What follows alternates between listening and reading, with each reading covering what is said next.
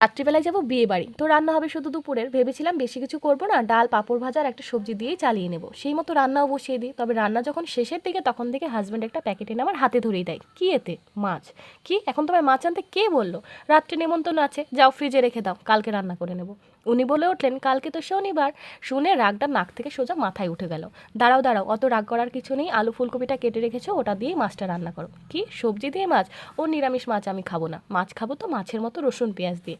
যা ভালো মন চাই করো বলে হাজব্যান্ড তো বেরিয়ে গেল। ভাবনা চিন্তা করে মনে হয় হাজব্যান্ড কিন্তু আইডিয়াটা একেবারে খারাপ দেয়নি, বরং একটু মাকে ফোন করে রান্নাটা জেনে নি।